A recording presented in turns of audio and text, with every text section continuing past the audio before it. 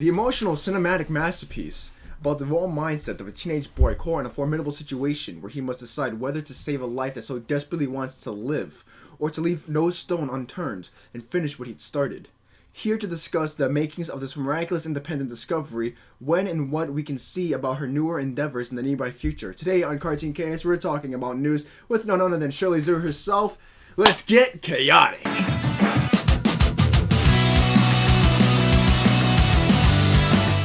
Welcome, Shirley.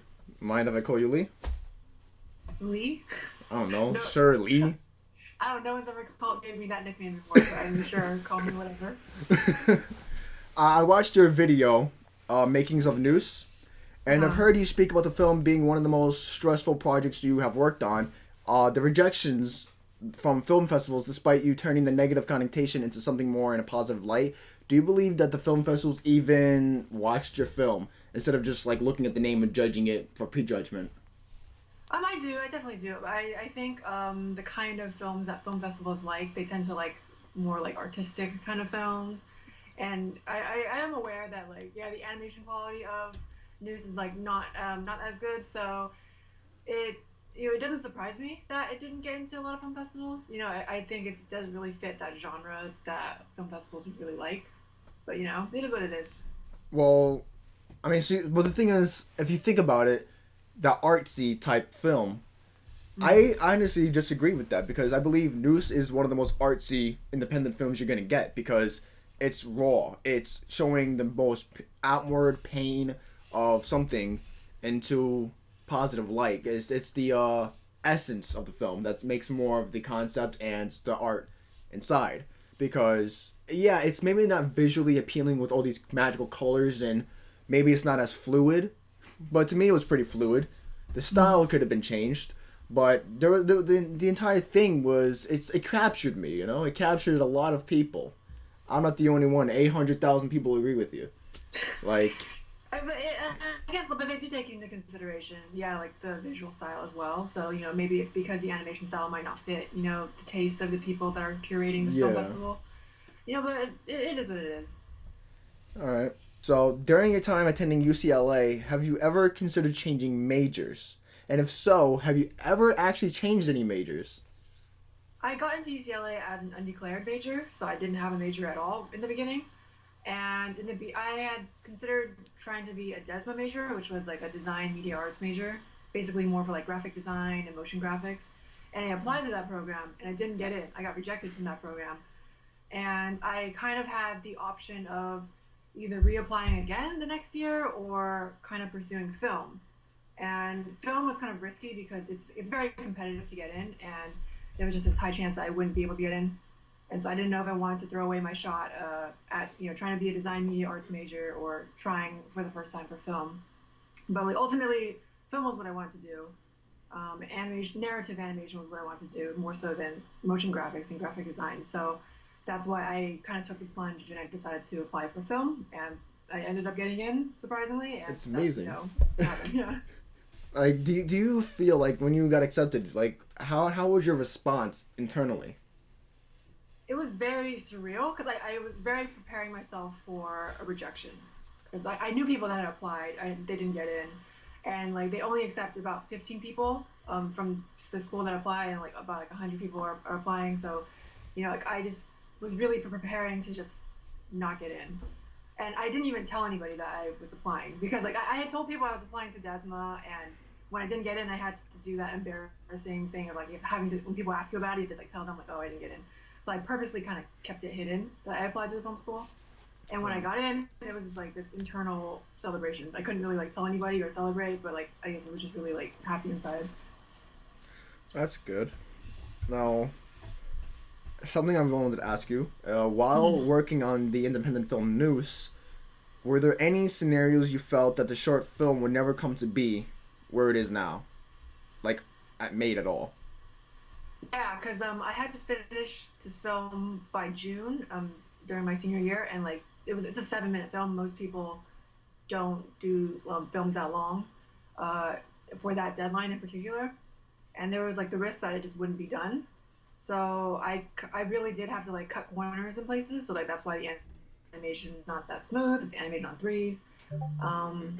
Like some of the backgrounds are like reused or like done really sloppily. It's just like you just have to like consolidate in certain areas in order to finish on time. Yeah, like the flashbacks he was having to the moment of being hung. How long exactly have you thought about making this short film, and how long have you actually worked on making this film in entirety?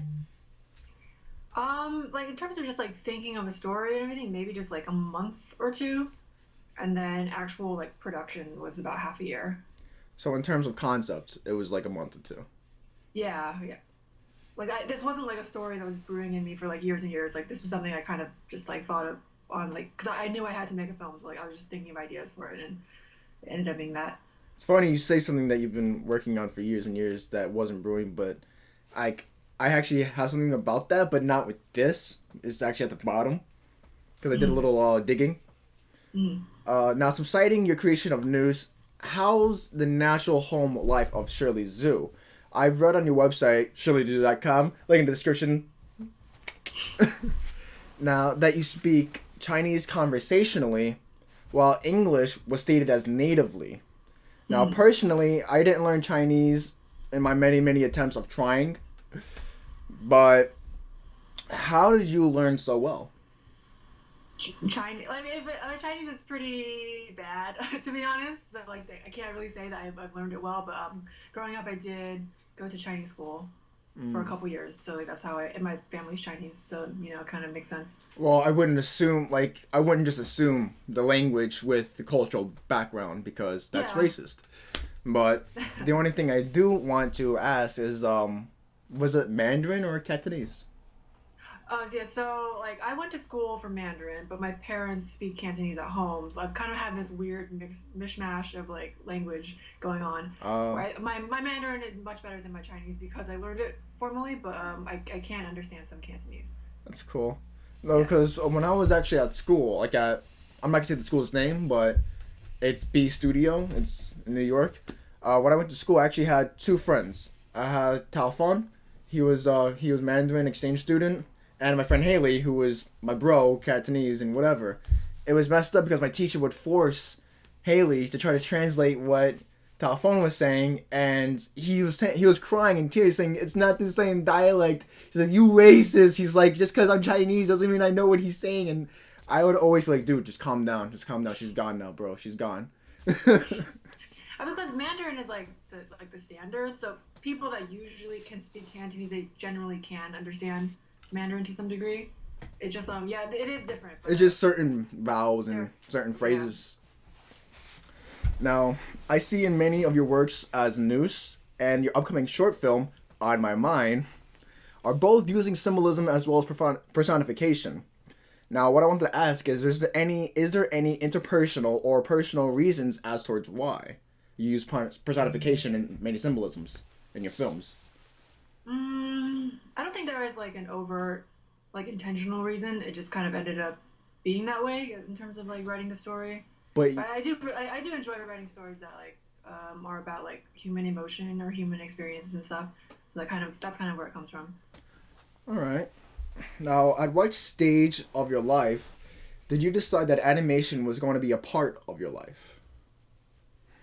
I've always been drawing, and I did like for fun, like just like making videos and stuff on YouTube. But I didn't decide to pursue it professionally until I was a film major in college, so like my junior year of undergrad. What year would that be? Junior year of undergrad? It would be like, what was it? 3 years ago. Oh, okay. Because right now I am a second year MFA student, so I'm in grad school right now. But That's so awesome. About like 3 years ago. Yeah. So, directing the conversation back to your work, just a bit. I was watching old videos on your channel about Mafia Prince.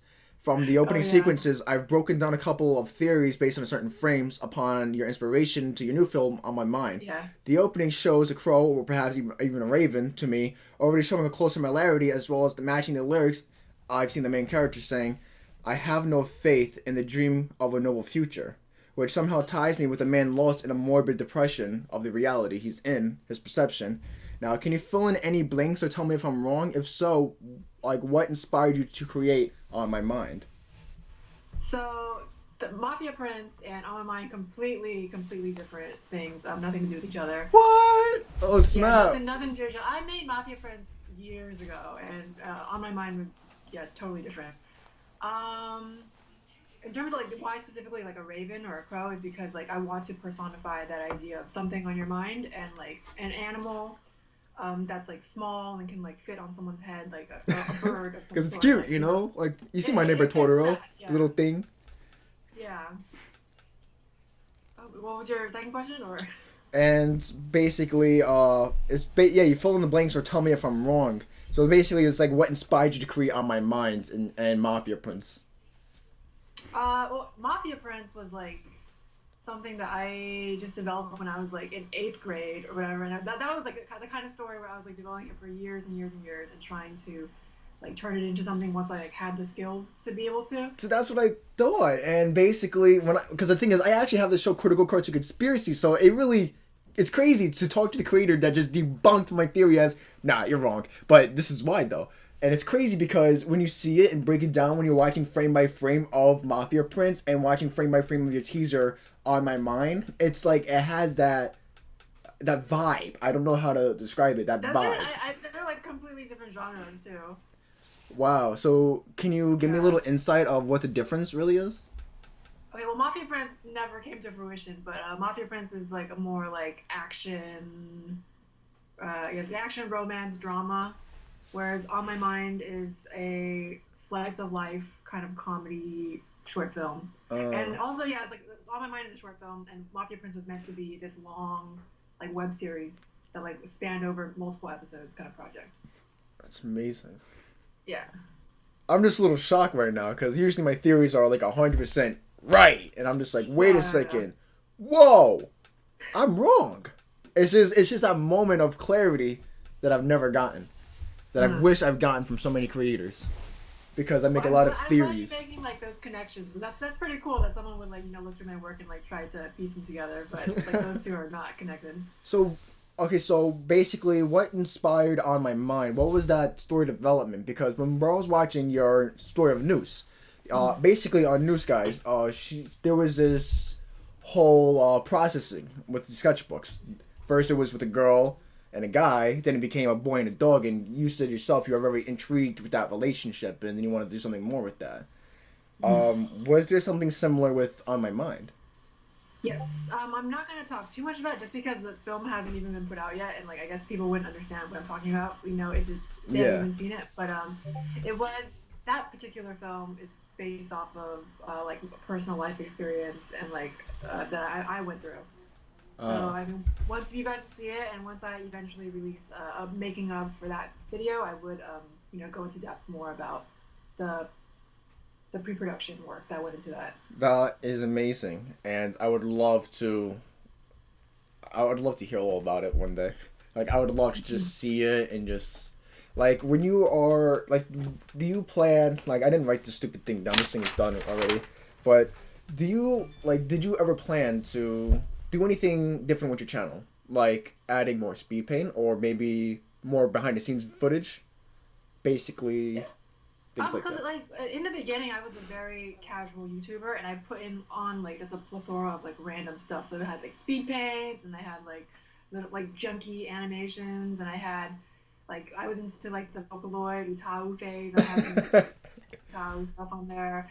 Yeah, and then like it wasn't until like I put up Noose and like it actually got traction, because like for most of my videos like I wouldn't get more than like 100, like 500 views around them or whatever. So like after I put up Noose, I kind of felt like, oh, I should kind of make my channel have a more like cohesive direction, and like so I kind of wanted to focus more on like my films and my animations.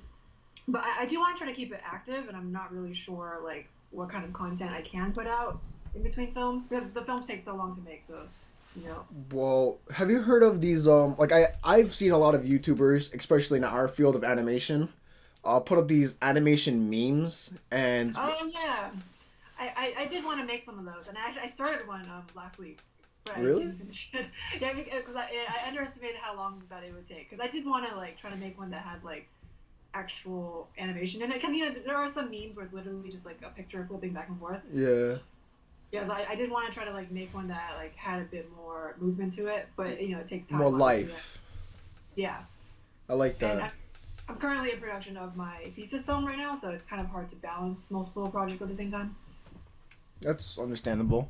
Hope you guys enjoyed this week's of Cartoon Cast. This interview with Zal Shirley. ZalShirley.com inside the description below. Hope you guys enjoyed this shit, because guess what? There's more on the way. We got Kid Cannabis, Ming Chen from Comic Book Men, and a lot more. So, check it out. My name is That Nerdy Jew, and this was my Cartoon Cast of the week. I hope you guys hated it, and tune out.